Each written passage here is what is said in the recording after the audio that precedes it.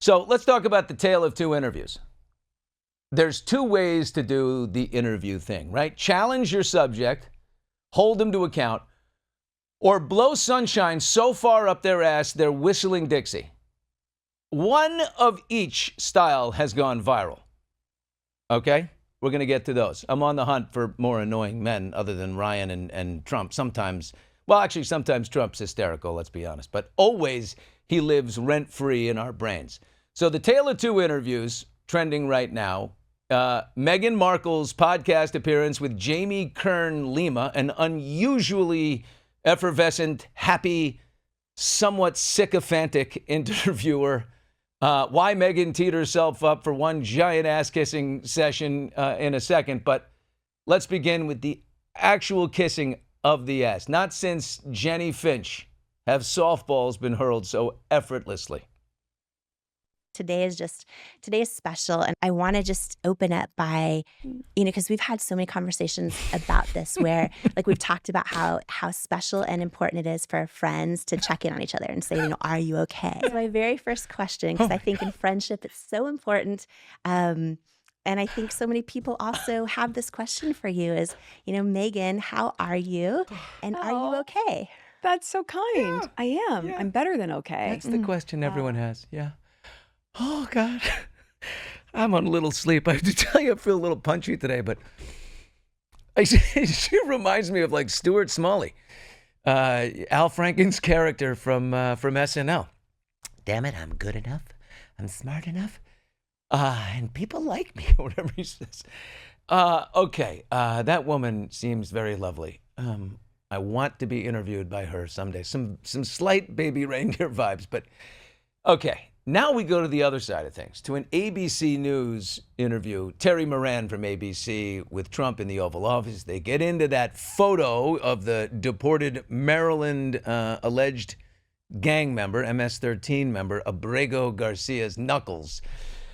His knuckles have what's on them a proven to be photoshopped tattoo of MS-13. Here's the exchange. He wasn't a member of a gang. And then they looked, and on his knuckles, he had MS-13. There's a dispute over that. Wait a minute.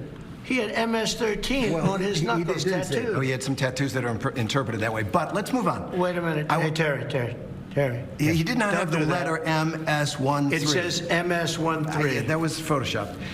So let me That was photoshopped. Terry, you can't do that. Hey, they're giving you the big break of a lifetime. You're doing the interview. I picked you because, frankly, I never heard of you, but that's okay. But I picked you, Terry, but you're not being very nice. He had... Oh, my God. Terry. Yeah, look, somebody just needs to go in and tattoo MS-13 on Donald Trump's knuckles and then say, like, he's a gang member. Look, Trump has... It's so clearly a Photoshop. And Trump is sitting there. This is crazy. Any other president does that, and this is like a huge issue. But we're all sitting there knowing, it's just Trump. It's just the president of the United States. No big deal. Moving on. All right. Now, because we're doing a very bipolar episode here, back to the butt buffing of, that's right, I invented that term, the butt buffing of Meghan Markle by the far too happy Jamie Kern Lima. She is the Hannity to Meghan's Trump. Meghan says she writes emails to her kids every night. I'd created for the kids these email addresses that sort of like names, again, that you would never guess, that I will give them at some point in their lives when they're older. But before I go to bed almost every night, I email them. Wow. Things that you're not going to frame, the things that you're not going to put pen to paper in a journal, but they will end up at one point in their life, maybe when they're 16 or when they're 18, that I say, here's an email that I've been keeping for you. I have full body chills right now. You and me both, honey. You and me both. Back to the Trump and Terry show. Trump says he's got Putin under control. He doesn't. Trump bullies the crap out of Terry.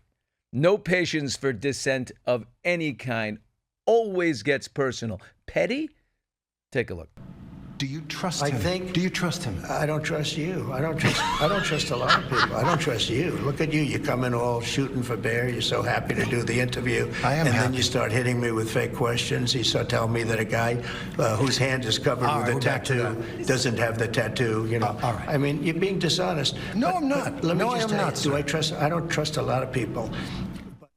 It is beyond rude. Terry Moran is about as polite and doing his job and holding the President of the United States to account in the most gentle and tender of ways. And he just gets so personal. You got to hand it to Terry. I mean, for deftly balancing the act of holding the tempestuous Trump to account while maintaining his dignity and self-respect, hard to do, and ultimately not having the president walk out. Right? If there weren't cameras in the room, if they weren't on camera, I assure you, and who knows this better than me, Terry would just swallow all of Trump's bullshit like everyone else, like I did. It's not worth it.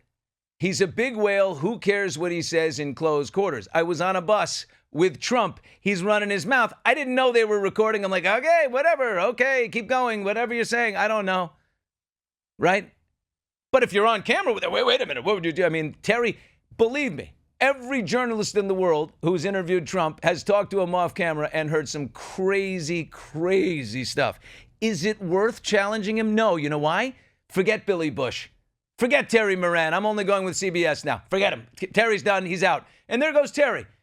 And what does a journalist bank on? Access. They need access. This is exactly why, Joe and Mika from MSNBC tucked their tail between their legs right after Trump won and went down to Mar-a-Lago and kissed the big orange caboose. Now, back to the woman giving a royal shine to Meghan's behind. She is the founder of IT Cosmetics, which she sold to L'Oreal in 2016 for $1.2 billion. So that woman with the happy smile who gives you Stuart Smalley vibes, Jamie Kern Lima, she's a billionaire, baby. Respect on that front for sure. And this is definitely a podcast, tit for tat. Jamie's going to return the favor on Confessions of a Female Founder. I think that's Meghan's show. But for now, Meghan loves hard work. She works really, really hard on podcasting, jam harvesting, cooking, filming, branding. Through all this, Meghan says, But I'm happy. I'm happy. And the kids are healthy and H is great. And H. so, that's the stuff that fills my cup. But I'm trying to also enjoy these big wins right now. Yes. Yes. Yes. Oh, my God. I don't know. I say this. H. I love the fact that she calls Harry H. Hey, R, I got a question for you. R, can you, R, are you in there? Yeah, babe. R. Do you think Meghan is getting a raw deal? I have said this too. I think we said this before. If I had dinner with Meghan and I was seated next to her, I guarantee I'd come out of it saying, you know what, she's lovely. I agree. I do think there's totally too much criticism of her. Maybe I'm missing something, and I always look at the bright side of people. You know that about me. But I think there's too much hate out there for Meghan Markle. I would like to give her some advice, though. I would like to just say, be more self-effacing. You know what I mean? Like, make fun of yourself a little bit. I don't like when people force-feed an image of themselves. Right. You know what I mean? Like bumps and bruises. I make fun of myself on the bus and the what. I don't give a crap. I appreciate when you get, she's not at that point in life maybe. Maybe you need to get your ass kicked a little more, and then you just, you become that. I don't know. Self-deprecation Goes a long way. Huge. It's massive. So I think she could use some of that, Bill. I think so. All right. You know what? Let's let Trump get the final word. We're going to go back one more time now to the other side of the interview spectrum. Let's end with this one more zinger from the Don at Terry Moran.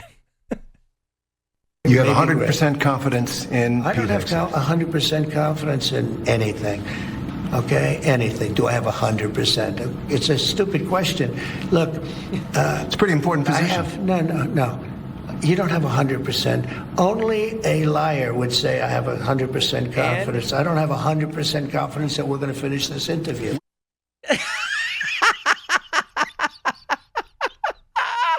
It'd be be so great if Terry Moran said, and you, sir, are a liar. So I asked the question again. Do you have 100% confidence?